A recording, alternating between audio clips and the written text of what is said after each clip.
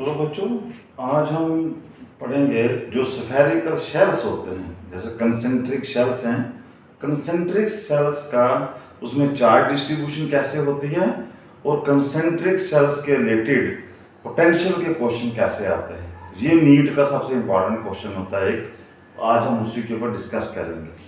तो बच्चों, सबसे पहले आप देखिए कि मान लीजिए ये मेरे पास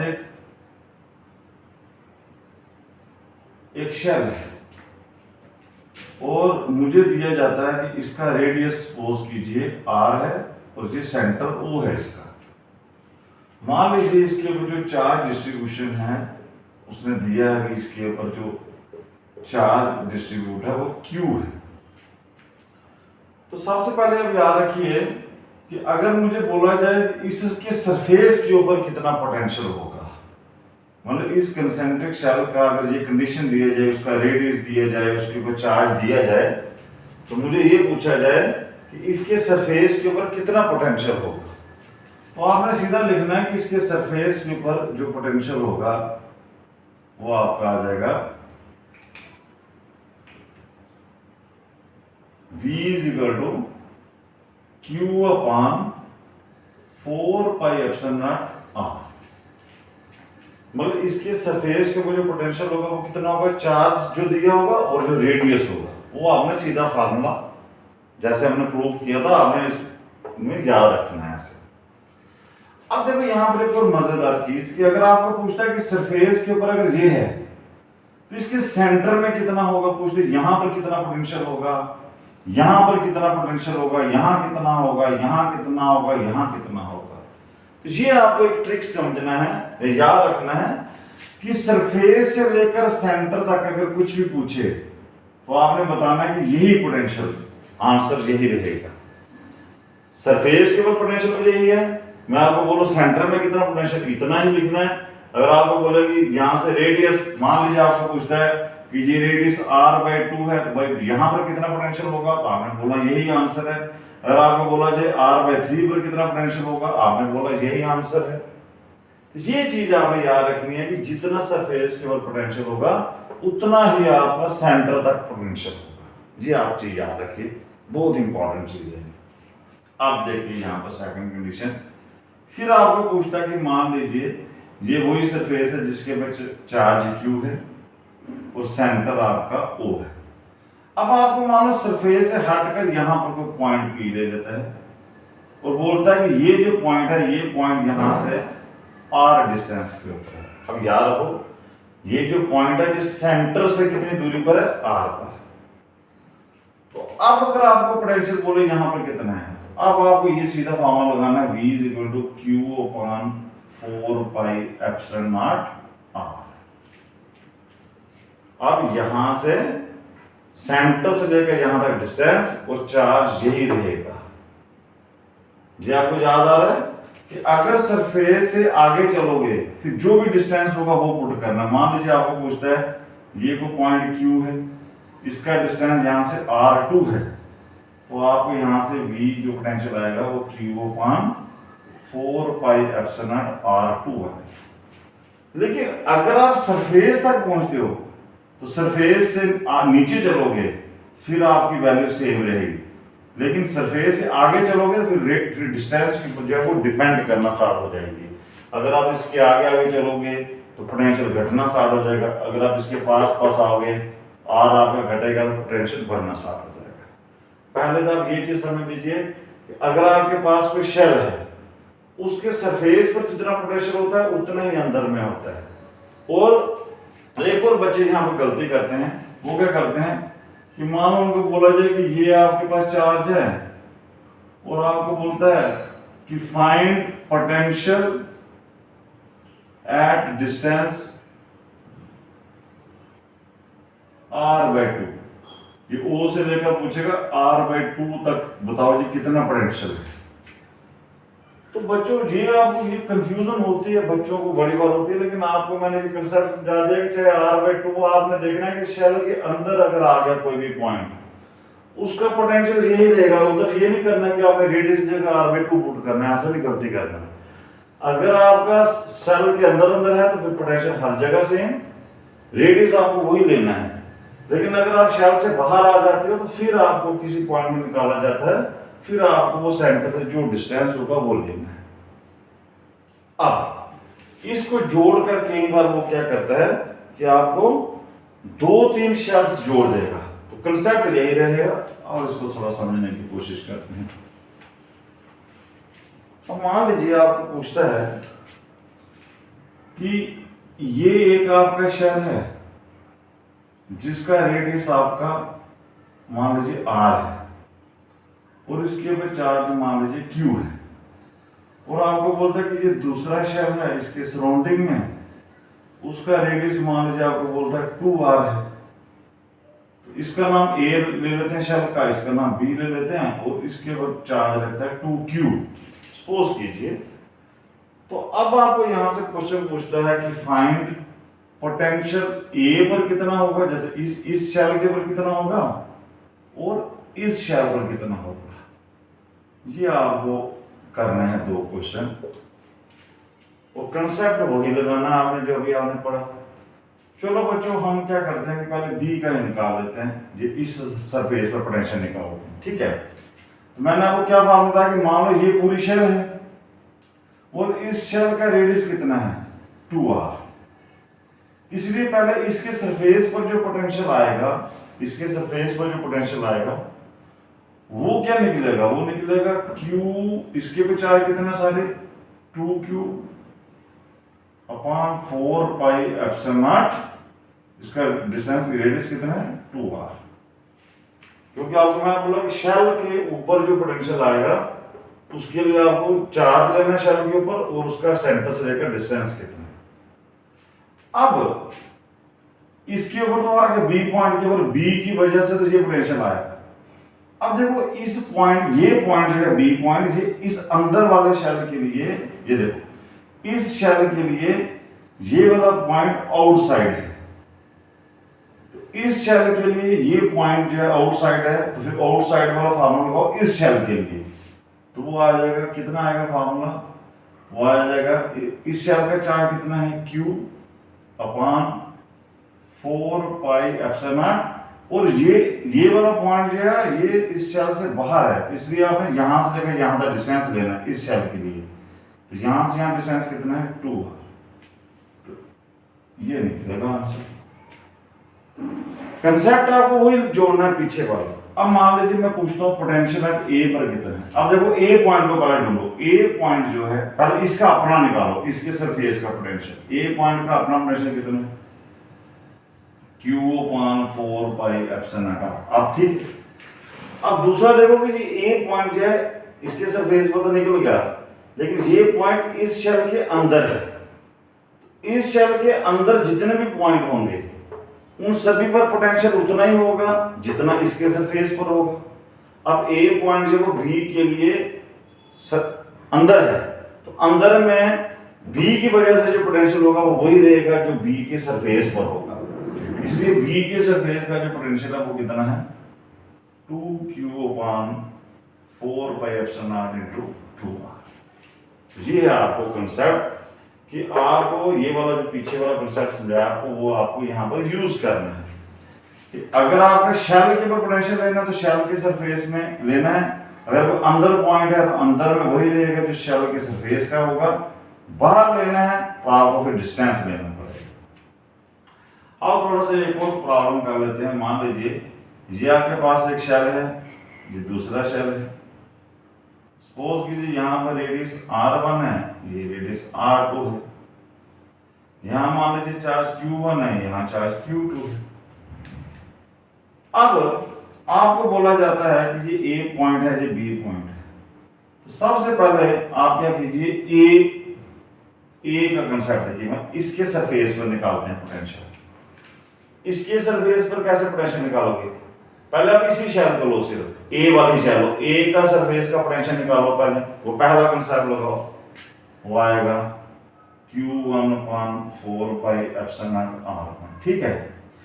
अब ये इस पॉइंट में निकालना ना, ये पॉइंट इस शेल के लिए सरफेस था और ये पॉइंट बी शेल के लिए, बी के लिए ये वाला पॉइंट बी के अंदर है, तो बी के अंदर में अगर कोई पॉइंट होगा तो वहां पर वही पोटेंशियल होगा जो बी के सरफेस पर होगा। तो बी के सरफेस पर कितना पोटेंशियल है, Q2 upon 4 pi epsilon r। अब इसमें बी पर निकालो, अगर बी पर निकालोगे तो पहले बी के सरफेस का निकालो। बी के सरफेस क्या करना है, Q2 upon 4 pi epsilon r2। अब देखो, अब ये बी पॉइंट का अपना तो निकल गया, लेकिन ए शेल के लिए बी पॉइंट जो है वो बाहर है, ए शेल के बाहर है। तो इसलिए ये ए शेल की वजह से यहाँ पर जो पोटेंशियल आएगा वो आपको ए सेंटर से लेकर यहाँ तक डिस्टेंस लेना पड़ेगा, लेकिन चार्ज आपको ए का लेना है। इधर आ जाएगा Q1 upon 4 pi epsilon r, और ए से लेकर इस सेंटर से लेकर यहाँ डिस्टेंस कितना है, r2। ये आपको होप आपको समझ आया होगा ये पॉइंट ये क्या है।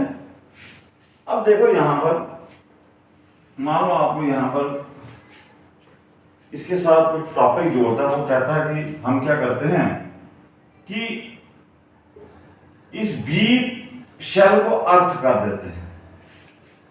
सपोज अगर आपको पूछता है कि बी शेल को भी हमने अर्थ कर दिया, तो अब बताओ यहां पर कि ये Q1 या Q2 की कोई वैल्यू पूछ देगा आपसे। चलो आपको एक क्लास बनाते हैं क्वेश्चन की। मान आपको बोलता है कि ये एक इसका रेडियस r है और दूसरा ले लेते हैं जिसका रेडियस 2r है सपोज करो। और अब आपको बोलता है कि इसके ऊपर चार्ज q है और इस शेल को अर्थ कर देता है, और बताता है कि बताओ ये इस शेल पर कितना चार्ज होगा, ये q डैश की वैल्यू निकालो। तो इस तरह के क्वेश्चन भी आपको कैपेसिटेंस निकालने में भी आएंगे, स्फेरिकल कैपेसिटर में आएगा, कुछ ऐसा करना आएगा। तो इसमें कंफ्यूज नहीं होना चाहिए, यही कंसेप्ट लगेगा।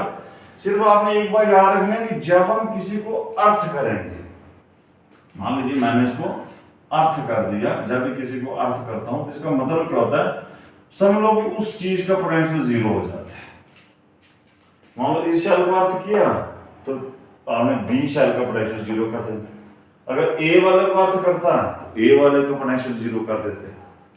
लेकिन इसमें आपको ये याद रखना है कि जब हम पोटेंशियल जीरो होता है, कई बार बच्चे याद रखते हैं कि पोटेंशियल हो गया sir V = Q upon 4 pi epsilon r। कई बार बच्चे सोचते हैं कि भाई पोटेंशियल सर आपने जीरो किया तो चार्ज भी जीरो होना चाहिए इस फार्मूले के अकॉर्डिंग, लेकिन ऐसा होगा नहीं, हर जगह नहीं, कई जगह होता भी है। लेकिन अगर आपका बाउंड वाला केस हो, मान लीजिए कि अगर जैसे ये वाला केस है, तो इसके अगर ये वाला पॉजिटिव चार्ज है, ऐसे समझिए इंडक्शन के प्रोसेस है कि अगर ये पॉजिटिव चार्ज है तो यहाँ पर इंड्यूस होगा नेगेटिव चार्ज और बाहर होगा पॉजिटिव। अब अर्थ मैंने बाहर से किया है तो ये पॉजिटिव चार्ज यहाँ से जमीन में चला जाएगा, लेकिन नेगेटिव चार्ज को ये वाला चार्ज इसको पकड़ के रखेगा, क्योंकि इनके बीच में फोर्स ऑफ अट्रैक्शन होगी। इसीलिए ये वाली शेल को बेशक मैंने अर्थ किया है, लेकिन इसके अंदर चार्ज है वो जीरो नहीं हो सकता, क्योंकि इसने इसको पकड़ के रखा हुआ है, इसने बाउंड चार्ज इसको हम बोलते हैं। तो हम उसी की वैल्यू निकालेंगे कि ये क्यू डैश कितना होता है। तो आप इसमें पहले कंसेप्ट समझिए कि ये वाला कंसेप्ट आपने लगाना है, यही वाला। तो इसमें सीधा है कि आउटर वाले शेल आपने क्या कर दी, अर्थ कर दी। इसका मतलब कि मुझे बी का पोटेंशियल जीरो मुझे पता चल गया। ये है बी, पहले बी पॉइंट का पोटेंशियल निकालिए, तो बी का पोटेंशियल कितना आएगा, पहले बी की वजह से निकालो। बी के ऊपर चार्ज कितना है, मान लीजिए क्यू डैश है, Q dash upon 4 pi epsilon not, और इसका रेडियस कितना है 2r। अब बी पॉइंट पर ए की वजह से पोटेंशियल निकालो। अब ए के लिए तो जो बी पॉइंट जो है वो बाहर है, आउटर है, तो आउटर के लिए आपने चार्ज ए का ही लेना है 1/4 पाई एप्सिलॉन नॉट, लेकिन डिस्टेंस आपने यहां से लेकर यहां तक आएगा 2r। ये आपको, लेकिन अब कंडीशन क्या है कि बी का पोटेंशियल जीरो है। बी का जीरो है तो आपने लिखना है कि but potential of B zero है, इसको जीरो पुट कर दो। जैसे आप इसको जीरो पुट करोगे तो ये वाली चीज भी जीरो के बराबर हो जाएगी, Q dash upon 4 pi epsilon not 2r plus Q upon 4 pi epsilon not 2r, ये भी जीरो हो जाएगा। और ये आगे से उधर जाकर जीरो हो जाएगा, तो क्यू डैश माइनस क्यू आ जाएगा, जो आपको मैंने वैसे समझाया। इधर माइनस आ गया तो आपने मैथमेटिकली प्रूव भी कर दिया। इस तरह बच्चों अगर आपको कोई भी चीज आपको पूछा जाता है कि इसका पोटेंशियल कैसे निकालना है, इसका कैसे निकालना है, जी आप अगर आप मान लो आपको और भी यहाँ पर शेल्स आ रहे हैं, जैसे कि अगर वो ऐसे बच्चों को चेक करने के लिए कि कंसेप्ट इनका पूरा हुआ नहीं, मान लो आपको बोलता है कि ये एक आपका आर रेडियस है, ये ए शेल है और दूसरी एक और शेल डालेगा, मान लीजिए ये बी शेल है जिसका रेडियस 2r है, एक और शेल बना देगा जिसका रेडियस 3r है, इसका सी, इसी तरह 4r 5r, मतलब उसको कुछ भी बनाने दो, आपने आने से कंसेप्ट समझना है कि मान लीजिए अगर आपको बोलता है कि इसके ऊपर चार्ज आपका q है, इसके ऊपर 2q है, इसके ऊपर 3q है, तो किसी भी चीज का एक हम पोटेंशियल निकालते हैं। मान लीजिए हम बी शेल पर पोटेंशियल निकालते हैं, तो बाकी आप खुद कीजिए, बाकी आप ए और सी की आप खुद प्रैक्टिस करना, बी के ऊपर निकालता हूँ आपको बताता हूँ, कंसेप्ट वही रहेगा। सबसे पहले याद रखना कि जिस शेल का पोटेंशियल निकालना है पहले उसी के सरफेस का पोटेंशियल ले लो, पहले एक सीधा जैसे बी का निकाला था पहले बी का अपना पोटेंशियल लो, बी का क्या इसके ऊपर चार्ज, इसकी हम 4 पाई की जगह देखिए ये पोटेंशियल होता है, हम इसको ऐसे दे सकते हैं के क्यू बाई आर, ये जो कांस्टेंट होता है इसी की वैल्यू होती है 114 पे एप्सिलॉन आर। तो आप सीधा इधर से पुट कर सकते हो के, अब बी का कितना चार्ज है 2q और बी का कितना रेडियस है 2r। पहला तो ये हो गया इसका अपना, इस शेल का बी का अपना पोटेंशियल सरफेस का। अब बी को देखिए, ये जो बी वाली शेल है ये ए से बाहर है, तो इसलिए ए के लिए जो बाहर वाला पॉइंट हो गया, तो ए के लिए बाहर है तो आपने यहां से ए का वैल्यू लेना है चार्ज के क्यू अपॉन 4 पाई, इसकी जगह के लिख लेता हूं। अब देखो अब ए का लिए चार्ज और ए के लिए जो बी पॉइंट बाहर है, तो आपने यहां से लेकर बाहर तक जितना डिस्टेंस है वो लेना है, तो वो है 2r। अब वो तीसरे शेल के लिए देखिए चार्ज आ गया 3q और इस तीसरे शेल के लिए बी पॉइंट जो है वो अंदर है, तो आपको मैंने बताया था कि अगर इस शेल के अंदर जो भी पोटेंशियल होगा वो उतना ही होगा जितना शेल के ऊपर होगा, इसलिए इस शेल के लिए बी पॉइंट अंदर है, तो इसलिए यहाँ पर जो पोटेंशियल होगा वही होगा जो बी का सरफेस सी के सरफेस पर होगा, तो सी के सरफेस पर वही आ गया आपका 3r। तो ये देखिए आप ऐसे निकाल सकते हो, पोटेंशियल की वैल्यू लिखना सीख सकते हो। तो आपको मुझे लगता है कि आपको समझ आ चुका होगा कि आप किसी का भी पोटेंशियल निकाल सकते हो ऐसे। एक चीज और बच्चों यहाँ पे याद रखो कि मान लीजिए आपको यहाँ पर पोटेंशियल नहीं पूछता बल्कि पोटेंशियल डिफरेंस पूछता है, तो वो भी इजी है। जैसे आपको बोलता है कि ये एक शेल है और इसका रेडियस मान लीजिए 2 है और इसका चार्ज 2 कूलम है, और एक और रेडियस लेता हूं इसका चार्ज 3 कूलम और मान लीजिए इसका रेडियस 3। तो आपको पूछता है कि बताइए जी ए पॉइंट और बी पॉइंट के बीच में पोटेंशियल डिफरेंस कितना होगा। तो इसमें भी वही कंसेप्ट लगेगा कि आपको पहले ए का पोटेंशियल निकालना है, फिर बी का निकालना है, फिर ए और बी को क्या करना है माइनस करना है। तो होप्स आपको ये अंडरस्टैंड हो चुका होगा। चलो ये निकाल लेते हैं हम कि पहले ए का पोटेंशियल निकालिए। ए का कितना आएगा, ए का आएगा इसकी वैल्यू कितनी है पोटेंशियल की 9 × 10⁹ इंटू क्यू। ए के सरफेस पे कितना चार्ज है 2 अपॉन डिस्टेंस का स्क्वायर, तो इसका रेडियस कितना है 2, तो इधर आएगा 2 ही क्योंकि r सारे आएगा।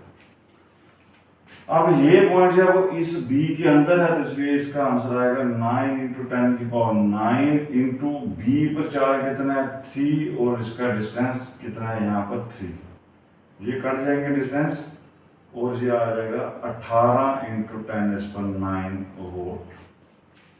इस तरह अगर आपको बोलेगा कि b पॉइंट पर पोटेंशियल कितना होगा, तो b का पहले b का अपना निकालो 9 × 10⁹, b पर चार्ज कितना है 3 और उसका डिस्टेंस कितना है 3।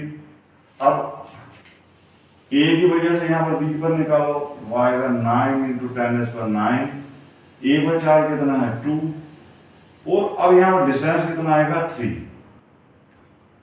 अब ये तो कट जाएगा, तो 9 इंटू 10 से 9 कॉमन भी आ जाएगा, तो 1 प्लस 2/3 आएगा अंदर।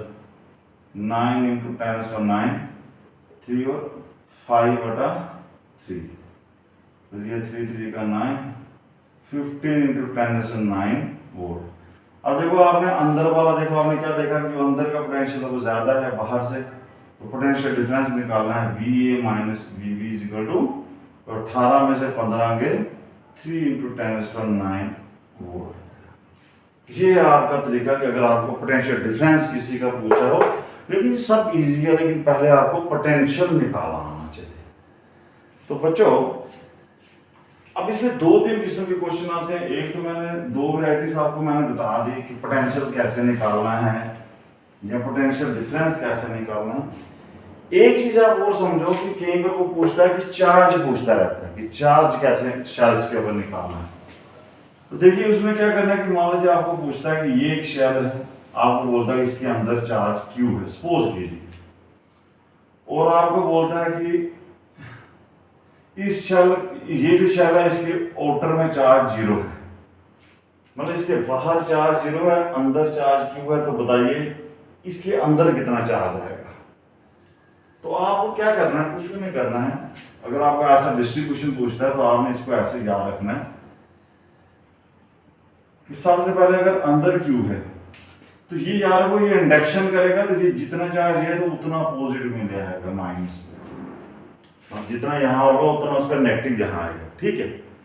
लेकिन अब यहाँ बाहर वाला मसला ना, ये आपको देखना है। अगर बाहर 0 है तब आपने याद रखना है कि बाहर वाला चार्ज है वो 0 करना है आपको। बाहर चार्ज कितना आना चाहिए, 0। इधर बाहर आपने चार्ज को 0 कर देना है। तो वो 0 कैसे करोगे आप, जैसे मान लो यहाँ पर चार्ज 0 है, तो अब मैं इस माइनस Q में क्या ऐड करूँ कि ये 0 आंसर आए। तो आपको याद रखना है कि माइनस Q में अगर मैं जैसे माइनस Q ये वाला चार्ज है, इसमें मैं प्लस Q ऐड करूंगा तो आंसर 0 आएगा। इसका मतलब यहां पर चार्ज इतना आ जाएगा Q प्लस का।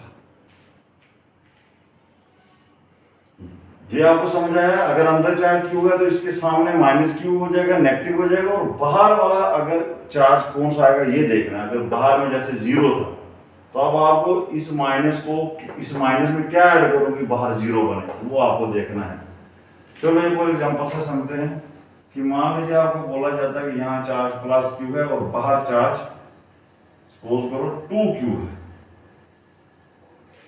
आप देखो और समझो कि मान लो वही कंसेप्ट लगाना है कि ये प्लस Q है तो इधर तो आएगा माइनस Q।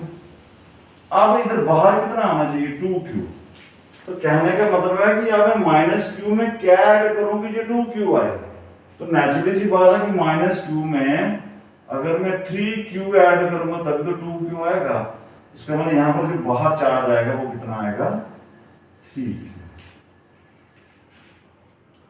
अब एक और चीज समझ लीजिए, जैसे सपोज कीजिए कि आपको बोला जाता है कि ये माइनस 2Q और बोलता है कि हाँ जी बाहर माइनस 2Q, फिर क्या करते हैं आप, ये वाला कंसेप्ट सेम रहेगा, प्लस है तो माइनस आएगा। अब हमने इधर माइनस 2Q है ना, तो मैं इसमें माइनस Q में क्या ऐड करूंगी, ये माइनस 2Q आएगा। नेचुरली मैं माइनस Q ऐड करूंगा क्योंकि माइनस Q जब वो माइनस 2Q हो जाएंगे। तो ये देखिए ये थोड़े थोड़े कंसेप्ट्स होते हैं जो हमें इजी थोड़ी कैलकुलेशन में इजी करवाते हैं। जैसे मान लो 3 शेल वाला मैं लेता हूँ, जैसे ये है, ये Q है और ये ऐसे देते हैं, एक और शेल देते हैं।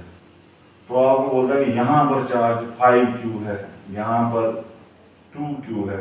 आप थोड़ा सा समझो कि सबसे पहले आप पहली शेल को सॉल्व करो तो ये Q है तो यहाँ माइनस Q आएगा। इस माइनस Q में मैं क्या ऐड करूंगी, 2Q आएगा। मैं नेचुरली 3Q ऐड करूंगा तो इधर मेरा चार्ज आ जाएगा 3Q। अब ये 3Q हो गया अंदर, तो यहाँ पर इसके अंदर 3Q है तो इधर आएगा माइनस 3Q। अब माइनस 3Q में क्या ऐड करूंगा, जो 5Q आए तो इसमें मैं 8Q ऐड करूंगा तो इसका मतलब ऊपर आ जाएगा आपका प्लस 8Q। इस तरह आप चार्ज डिस्ट्रीब्यूशन वाला कंसेप्ट भी आप समझ सकते हो। होप्स आपको ये अच्छा लगा होगा और आपको हेल्प करेगा ये वीडियोस। जिन बच्चों के कंसेप्ट जो थोड़ा आप नीट की तैयारी कर रहे हो तो उसमें कोई न्यूमेरिकल करने में कुछ ना कुछ आपका ये मदद करेगा। इसके आगे हम पढ़ाएंगे आपको कि कैसे कैपेसिटर में इसका यूज हो।